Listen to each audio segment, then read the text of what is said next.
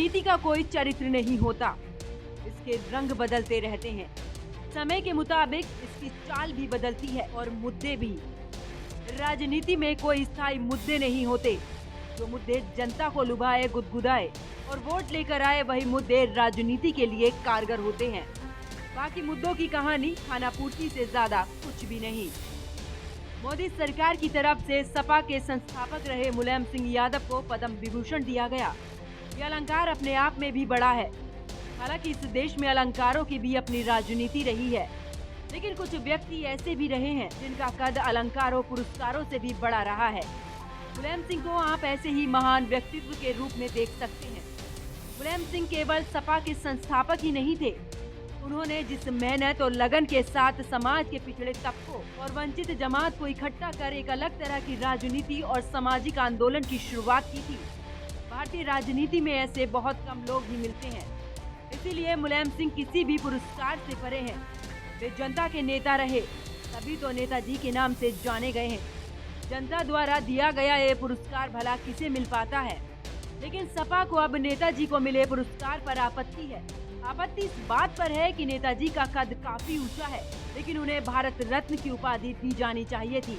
केंद्र सरकार द्वारा आगे इस मसले पर कोई और निर्णय भी हो, लेकिन अभी तो ये पूरे यूपी में प्राचित हो रहा है कि आखिर नेताजी को भारत रत्न क्यों नहीं मिला।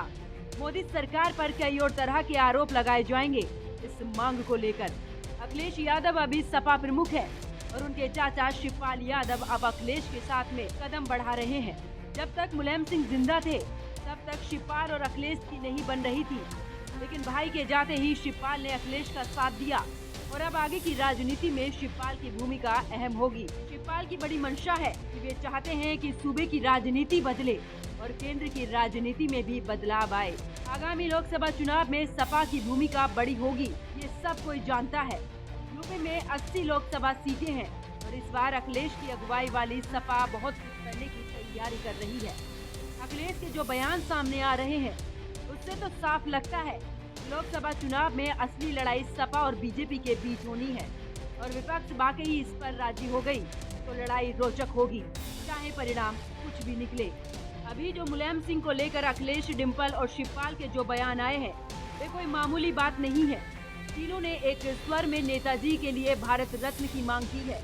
इन तीनों की आवाज सूबे के लोगों तक पहुंचाई गई है और सपा के लोग अब ये मान गए हैं कि नेताजी के साथ इस सरकार ने ठीक फैसला नहीं किया। अब भारत रत्न की मांग जारी रहेगी और यही मांग सपा की अगली राजनीति को आगे बढ़ाएगी। इस लड़ाई में सपा के लोग तो शामिल होंगे ही, सपा के सहयोगी भी शामिल होंगे और विपक्ष के साथी भी।